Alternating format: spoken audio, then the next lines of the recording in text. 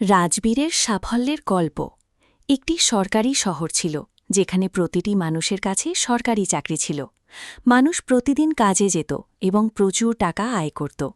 তাদের বাড়ির সামনে মেয়েদের লাইন লেগে থাকত। সব বাবা মা চাইতেন তাদের মেয়ের বিয়ে যেন কোনো সরকারি চাকরিজীবীর সাথেই হয়। কিন্তু সেই গ্রামে রাজবীর নামে এক ছেলেও ছিল। সে পড়াশোনা জানত না এবং তার কোনো সরকারি চাকরিও ছিল না। সে সারাদিন মাঠে কাজ করে সামান্য কিছু টাকা কামাত, যা দিয়ে সে তার অসুস্থ মায়ের ওষুধ কিনত। সে তার মাকে খুব ভালোবাসত এবং প্রতিদিন সন্ধ্যায় মায়ের কাছে গিয়ে নিচু স্বরে বলত, মা, একদিন আমি এমন কাজ খুঁজে পাব যাতে অনেক টাকা পাব এবং তোমার চিকিৎসা করাদ। মা শুধু হাসতেন আর বলতেন, হ্যাঁ বাবা, নিশ্চয়ই। কিন্তু দুজনেই জানতেন যে এটা করা খুব কঠিন। রাজবীর প্রতিদিন আলাদা আলাদা বাড়িতে গিয়ে কাজ খুঁজত। কখনো কেউ তাকে দিয়ে বাসন মাজিয়ে নিত, আবার কেউ তার টয়লেট পরিষ্কার করাত।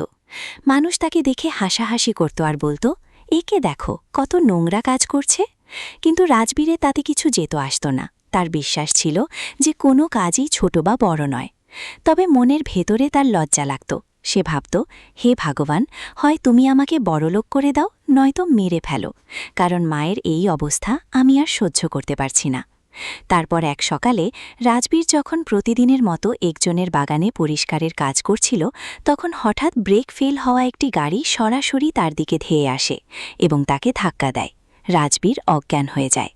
গাড়ি থেকে এক ব্যক্তি নেমে রাজবীরকে নিজের সাথে নিয়ে যান। যখন রাজবীরের জ্ঞান ফিরল, সে দেখল সে কারো বেডরুমে শুয়ে আছে। আমি এখানে কোথায় এলাম? তখনই সেই ব্যক্তিটি এলেন এবং বললেন, জেগে উঠেছ তুমি? এখন শরীর কেমন? রাজবীর হালকা মাথা নেড়ে বলল, হ্যাঁ, এখন ঠিক আছি। লোকটির মুখ খুশিতে ভরে উঠল। রাজবীর বাড়ির দিকে রওনা হতে লাগল আর ভাবল, আজ আমার কাছে একদম টাকা নেই, আজ মায়ের জন্য ওষুধ নিয়ে যাব কিভাবে? সেই ব্যক্তি তার কথা শুনতে পেয়েছিলেন।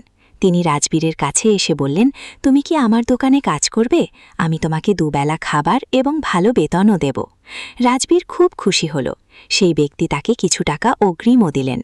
রাজবীর ওষুধ নিয়ে বাড়ি ফিরে মাকে সব কথা জানাল। তার মা খুব খুশি হলেন। পরদিন সকালে রাজবীর আবার সেই ব্যক্তির বাড়িতে গেল। লোকটি আগে থেকেই তার অপেক্ষা করছিলেন। তারপর দুজনেই গাড়িতে বসে এক জায়গায় পৌঁছালেন। সেখানে একটি বিশাল দোকান ছিল। সেই ব্যক্তি রাজবীরকে পুরো কাজ বুঝিয়ে দিয়ে চলে গেলেন। রাজবীর সব বুঝতে পেরে কাজ শুরু করে দিল। শুরুর কয়েকদিন কোনো ক্রেতা এলো না। রাজবীর এবং দোকানের মালিক দুজনেই খুব চিন্তিত হয়ে পড়লেন। রাজবীর তখন মালিককে একটি বুদ্ধি দিল। সকালে দুজনে মিলে দোকানটি বাইরের দিকে এমনভাবে সাজালো যাতে যে কেউ তা দেখতে পায়। রাজবীর আবার কাজে লেগে পড়ল।